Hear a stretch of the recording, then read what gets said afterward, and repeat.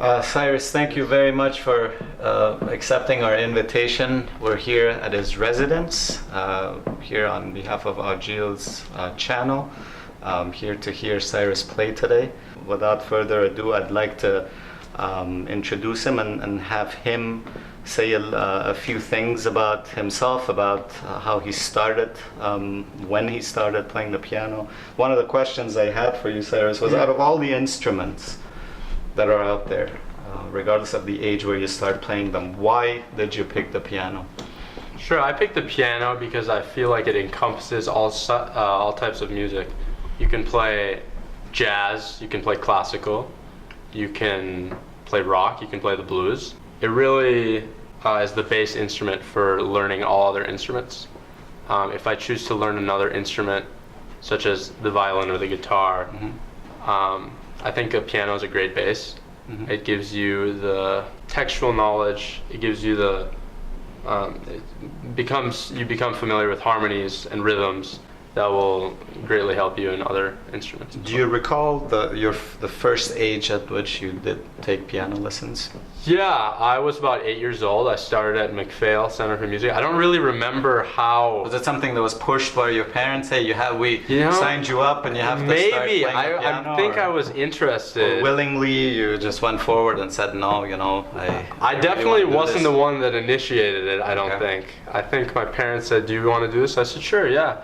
I'll do it, and I basically took off from there. Do you still remember some of the basic, simple lessons that you took when you were a kid? Yeah, the couple things. Maybe you can play a few for us, so that we can start from there, and then we can see the evolution of how things have changed.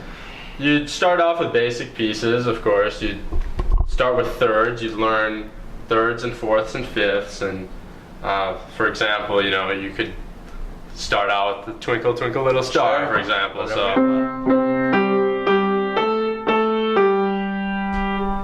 So something like that you'd start out with. You can also do the thirds, which I mentioned. So you start off with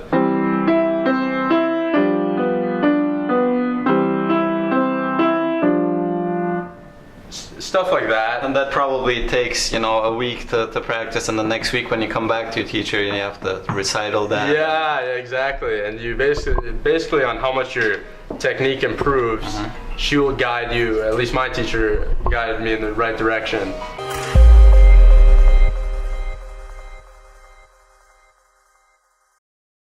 So have you had multiple teachers ever since you took that first lesson at age 8? Yeah, I did. I actually started with Dan Sabo at McPhail, and I think I had him for about 3 years or so. But unfortunately he moved to Seattle, so I was stuck. I was really disappointed. He was a great teacher, but then I was very fortunate. Dan Sabo recommended me to Susan Gina, and she was my second teacher, and she was great. She really helped me get to where I am now, and that's a major reason. I think the positive learning environment really helped with that. Do you know at what point in your music career was it that you knew that you had a special talent in the piano? I can't really pinpoint a time. I think your skill really depends on your passion for the piano, and if you have passion, you're going to want to play more and practice more. And I think by the time I was 13 or so, I knew this is something I want to do for the rest of my life. I knew that I was going to play every day. It's just a joy of mine. I find joy in playing. And I think anyone that has a true joy and is willing to work hard can accomplish anything they want. Would love to hear you play. Sure, yeah. The first piece is a Persian piece. It's called Sadab by Anushirvan Rohani. And I learned this piece when I was 15 or so. I think the main reason I learned it is because for family gatherings, they love Persian pieces since I'm Persian. Brings families together. Exactly. Brings so many memories to the older generation, probably. Right. So they would sit around me and I'd play.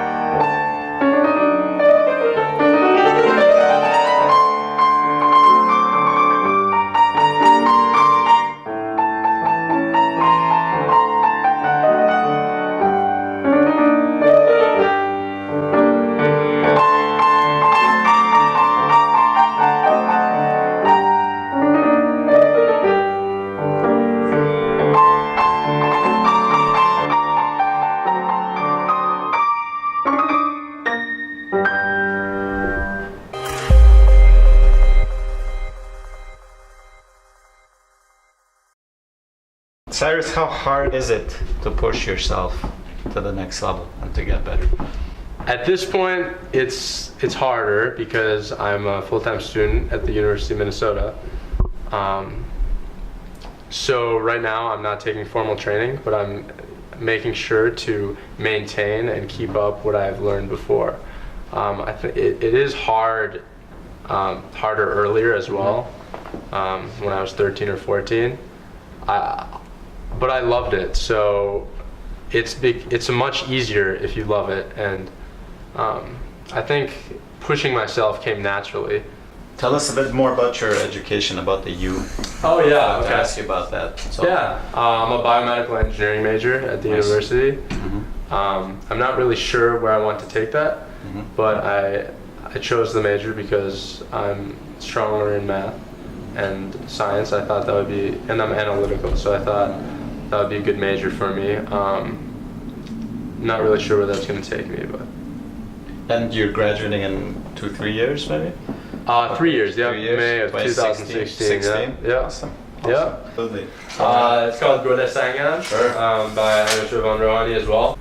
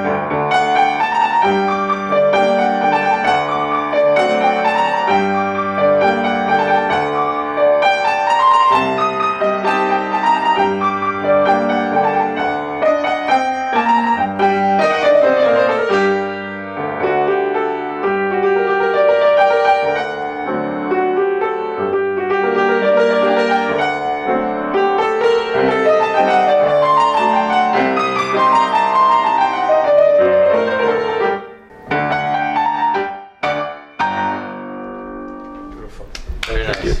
Awesome. Nice.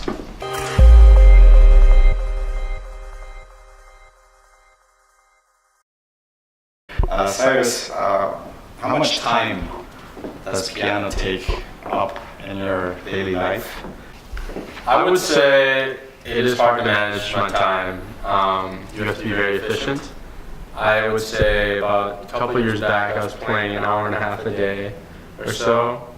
Now, when I'm on campus at the U, I'm not able to play every day.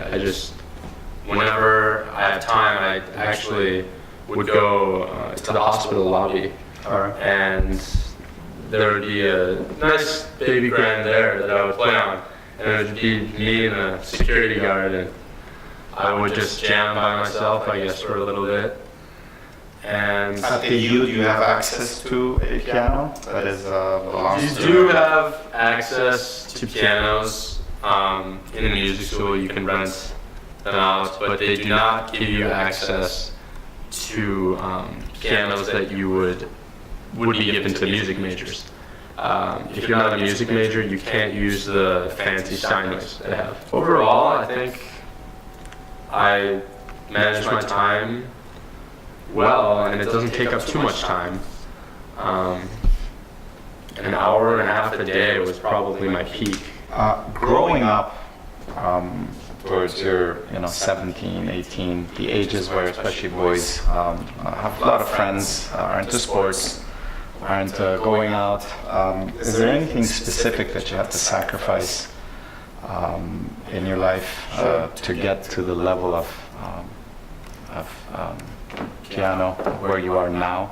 I would like to think I achieved both, but that may not be the case to a certain extent. I think my social life was still intact, and I did well in that regard. I think during high school I was very into basketball and football, and especially football I had to drop to get to the level I'm at now because piano studies were becoming very intense. I was learning Rachmaninoff's concerto, second concerto, and did you wash your hands with injuries in football? Definitely. That's another. What position did you play? I was a fullback in Eden Prairie. They call it. It's basically a hybrid between a running back and a wide receiver. So you definitely get some hits there. And Yeah, definitely. You have to. Sometimes you get the winds blowing out of you. Yeah. So, wow. Question I had regarding an open space on a piano. Let's say an airport. People sitting down, waiting for their flights. There's a piano there, and I've seen this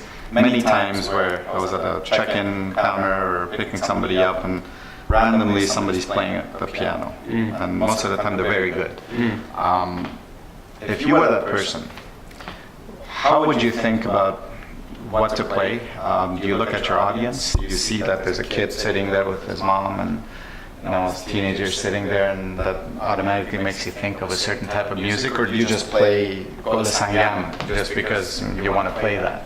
I always wanted to know that with limited spaces and a piano standing there, and people just start playing something on the top of your head, and most of the time the audience just tunes in and listens. Sure, yeah, I think it's a lot of personal enjoyment. I don't think you're going there and sitting there to please others. Okay. I think you're utilizing the opportunity. There's a piano right there in front of you, so you go and play whatever you want. I wouldn't necessarily play Kol Sangam or something like that. I would play probably lighter, more jazzy pieces, shorter. I'd also maybe put in Rhapsody in Blue. That's one of my favorites. I play that anywhere I am.